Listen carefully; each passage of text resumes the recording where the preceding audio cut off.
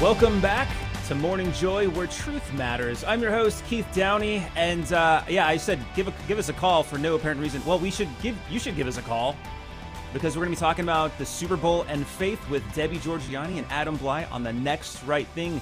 Good morning, Debbie and Adam. Good morning. Good morning, Keith.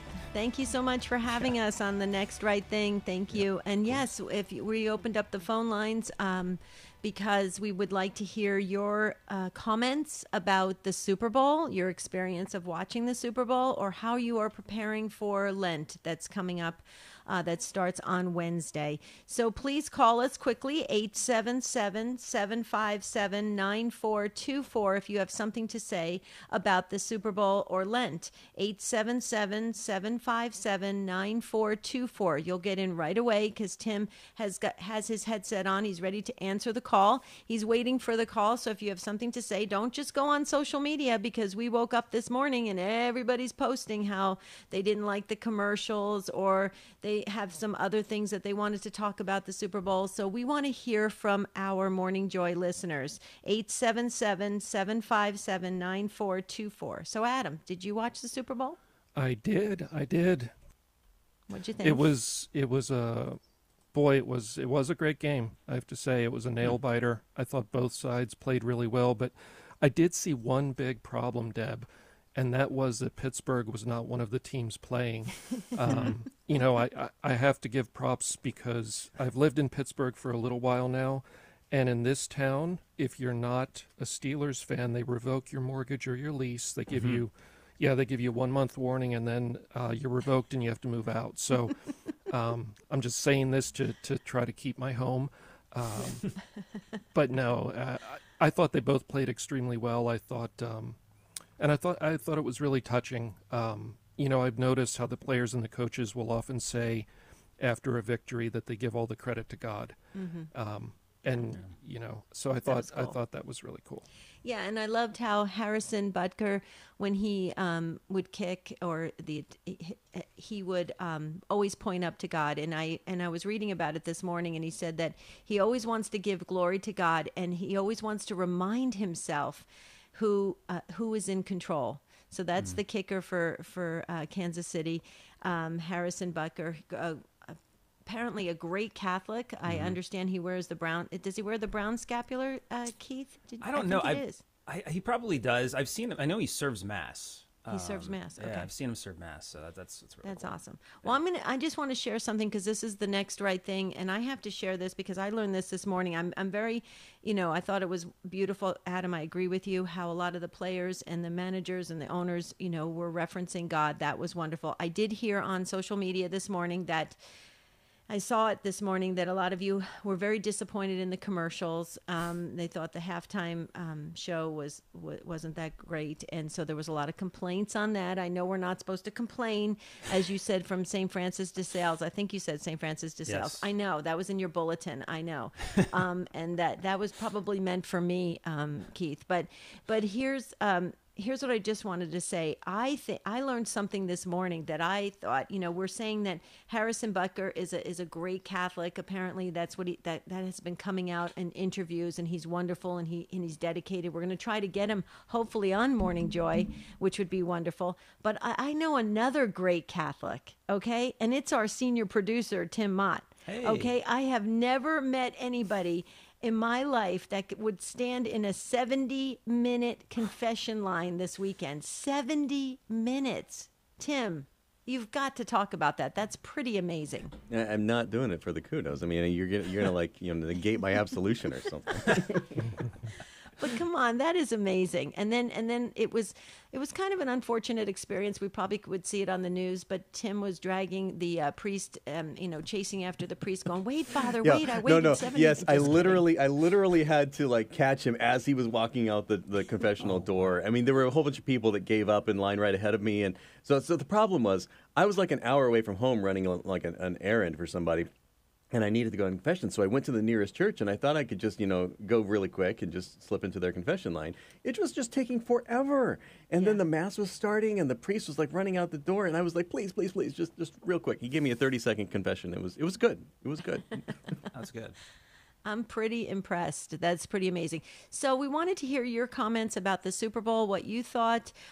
Maybe you went to confession this weekend like Tim did, and how were the confession lines? Were they long? That's great. That means people are getting ready for Lent. Adam and I, Keith, we had a wonderful show on Saturday, The Spirit World, and if our listeners didn't get a chance to listen to it, they can go to GRN Online, the YouTube page. Don't forget to subscribe there and pick up the show. We had a lot of views from this weekend preparing for Lent. And so, Adam, as we make the transition from Super Bowl Sunday, now preparing for Lent, what would you say to our listeners?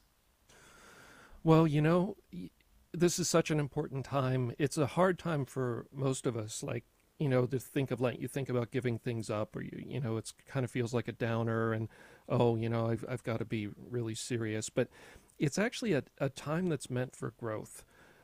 It's meant for the spiritual maturing that we can do. So think of it in a positive sense. And I would say the most positive piece of it, I think, for the average person that's just living life, is the ability to get some more control over your life. When we fast or we abstain from certain things, we give something up, that's done to get control over a little thing in life, to exert some willpower, to not let the body just dominate us and just chase after every appetite that we feel, but actually get things under a little bit more control, because that builds discipline, and that builds the ability to, for instance, work hard for longer, or decide you're going to get something done, or decide, this really means something to me, like, Tim there going in and sticking it out and waiting for a really long time and saying, this is important. I have things to do, but this is important. I'm going to have discipline. And I know, discipline maybe doesn't sound fun, but it's so important to actually getting things done and building a life. And when it comes to serving God, you've got to apply yourself. It's not just sit back and let God do everything. So, maybe take the idea of fasting or abstinence in terms of the spiritual growth. It's not just about giving something up, but it's about you getting stronger.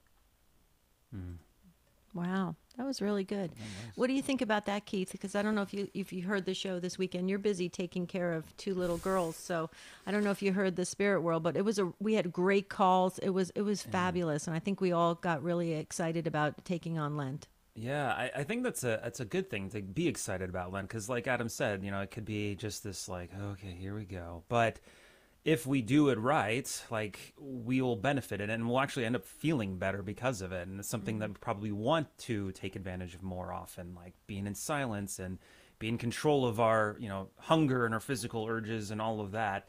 So it's great. I love it, Adam. Thank you so much. But if you're wanting to share maybe your story about confession or about Lent or the Super Bowl, call us now, 877-757-9424. I actually have a somewhat funny story. One confession, the time that I was going to confession I was in a line, nothing too unusual about a standard line, except the person next to me just started opening a bag of cookies and just eating. And it was just like through the entire time, and it was just like the loud rapping. It was just like, okay, is this my early penance? Were they nervous? Maybe they were nervous to go to confession. Maybe. Or they were hungry. Based on, Tim's experience of 70 minutes, he was probably just preparing himself for a long line. I don't know. Do you know what? Okay, so now we're talking confession stories. If anybody's got a confession story, call in 877-757-9424. I have a confession story too, a confession line story. We were talking, there was a gentleman on the right side of me. We stand against a wall. That's how our confession line is, or you're leaning against a wall. And there was a lady to the left of me, and the gentleman leaned over and he said to both of us, "Do you know if this is considered a sin?" And he started talking about his sins. It was really sweet. And so I shared with him that I was a director of religious education. So then he started asking me all the things. And so I pointed him to the right place, for an examination of conscience and to really understand what a sin is. And I was sharing with him how the Mass washes away so many of our smaller sins. And he was so pleased. It was so nice. And then other people were kind of joining in. So we had this mini religious education, class right there on the confession line. It was really cool. Wow. So, God, I think, provides in beautiful ways, and you can learn so much. And I do think in going back to Tim waiting 70 minutes, I mean, would you say this is true, Adam, that actually shows a lot about Tim, his dedication to the sacrament of reconciliation? And doesn't that also, isn't that kind of like it helps to heal and prepare ahead of time for confession, but also for the penance, right? Because I've heard that before, that priests will say, your disposition waiting in line is part of the whole entire process. What do you say to that, Adam? Yeah. I think also, there's providence in things. So if we stop by to go to confession and we haven't really thought it through deeply, having some time in line might be by providence the time you needed to get your stuff sorted out in your mind and recall everything that you need to do. But, Deb, I don't know how much time we have until we hear the music here or Keith jumps in, but could you briefly talk about the difference between venial and mortal sin and why the Mass washes away the little sins, the venial sins? Because I know a lot of people don't know that. And the difference why we must go to confession for mortal sin, which is a violation of one of the 10 Commandments. You got to know it's wrong and do it anyway. But then you mentioned the Mass. Could you briefly explain that? So let me, just for our listeners who are tuning in right now, venial sins they're the lesser offenses against God and His laws. And they don't deprive the soul of sanctifying grace. So whereas mortal sin kills the life of grace, and it's a big difference, folks. But always think about going to confession or making a sincere act of contrition. Okay, and then participate fully in the Mass, because those prayers will wash away the less serious sins. However, don't let that, just be in the Eucharist, receiving the Eucharist washes away those venial sins. But really be conscious of that. Be intentional when you are saying the prayers and you are asking God for forgiveness and mercy, and you want to do better, going forward. Make the Mass very important to you, to let it transform you from the inside out. So yes, those venial sins are washed away in several parts of the Mass. And I believe, if I'm not mistaken, Adam, the more traditional rite of the Mass, the older form of the Mass, there was like 9 penitential rites. There was many rites in that Mass to be able to wash away the venial sins, which is very, very important. But we shouldn't think of that okay, so we go to Mass, we participate, we receive the Eucharist, okay, we're fine, we don't need confession. Confession, the sacrament of reconciliation, is a healing sacrament, and it's very important that we tap into those abundant graces that God is allowing us to receive during the great sacrament. We are a sacrament-rich church. So if you are a Catholic Christian, go to confession. If you are a non-denominational Christian listening to this show right now, and we're so grateful that you're part of the family, make a sincere act of contrition. Very, very important. So venial sins, less serious, doesn't cut you off from that grace. The more if you want to go into mortal sin, Adam, talking about how you really have to know that it is wrong, and you still enter into that sin, and you are fully aware of what that does to your soul. Right, Deb. So, yeah, exactly what you said. So look at the 10 Commandments, and you can also find some good information. Find a site that has proper information from a legitimate Catholic source that unpacks what those mean, because sometimes they unpack into multiple levels. But basically, look at the 10 Commandments, and if you violate one of those knowing that it's one of the 10 Commandments, that's when it becomes a mortal sin. Mm-hmm. Mm-hmm. Now, The act of the will is really important in that. And that's something I see a lot in the work that I'm involved in, on the exorcism side of things. When the person chooses something by an act of the will, knowing that it's wrong, it basically opens the door to more consequences and damage from that act, because God, in his mercy, holds back the damage that we would be doing to ourselves when we're just ignorant. We don't really understand. We're maybe not intending malice necessarily, but we're being careless and hurtful, and maybe we don't fully process it and realize it. We may not, and we don't know that it's against one of the 10 Commandments. God, in his mercy, sees that the soul is not knowingly rejecting God and God's law and hurting, this other person in some way, or hurting God directly in some way. So he holds that back. But once your conscience is informed, you'll hear that phrase, informing your conscience. Right. Then you are basically held to that standard. So you can't really cop out and say, oh, God, I didn't know it was wrong. You can't hold me to that. And that's part of what catechesis is important for. But this stuff is really related to Lent, which is starting here in just a couple days. Those ashes that we have put on our forehead represent repentance. That's a big part of what that symbol represents. And so it's about us saying, yeah, I'm a sinner. We all are. But it's about saying, yes, I'm a sinner, and the first step is to acknowledge that. If we don't acknowledge that and acknowledge our sinful nature, we're going to, pretend in our mind, oh, I decide I'm a good person, everything's great, I'm going straight to heaven, there's no problem.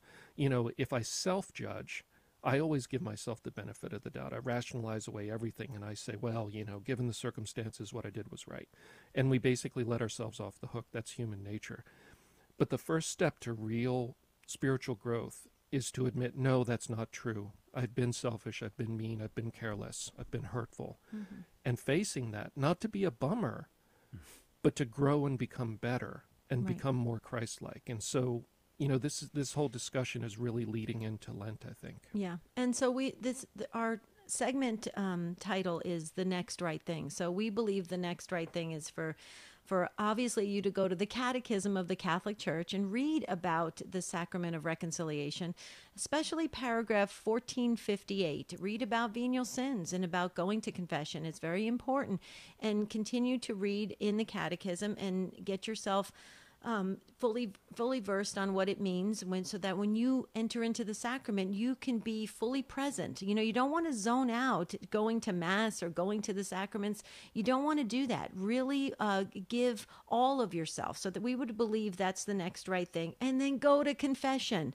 Okay, you hopefully you won't have to stand in a 70-minute confession line like Tim Mott did. But if you do, then offer it up. Offer it up. And what do you say to that, Keith?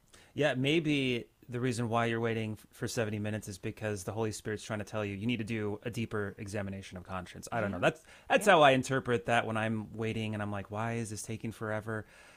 Okay, I get it. Okay. Debbie, you mentioned the Eucharist washes away venial sins, which I didn't know that until maybe 5 or 6 years ago. You also mentioned there's prayers that the priest says during the Mass that also wash away venial sins. Do you happen to know which prayers those are, just so we can keep aware or be aware of that? Well, actually, if you want me to, I can do this. And can we maybe post it on GRN Online on the YouTube side? Can we put that together? I can actually put together a little list for everyone, because it would take longer than the 2 minutes that Tim Mott just held, the 2-minute sign up.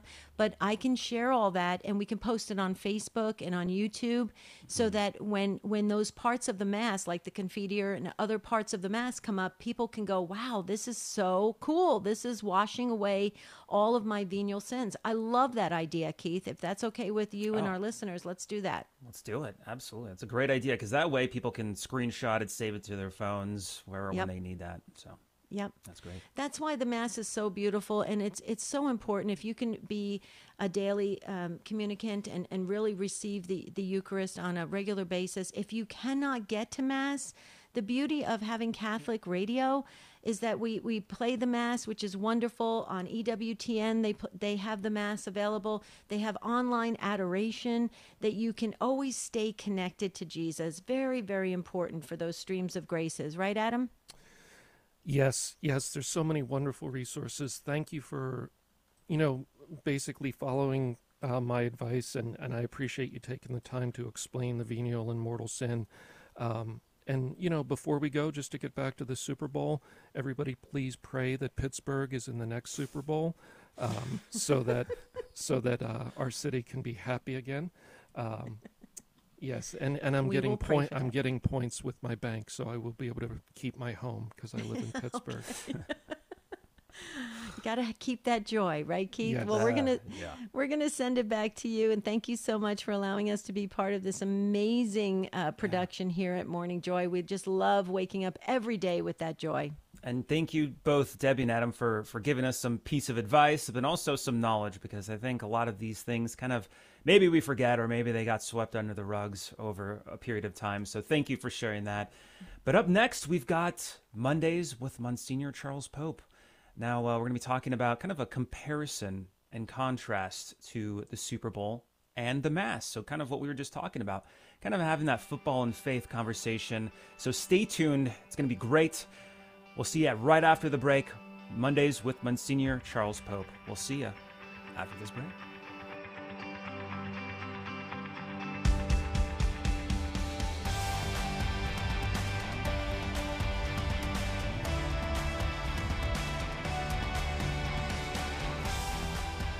You're listening to Morning Joy, where truth matters.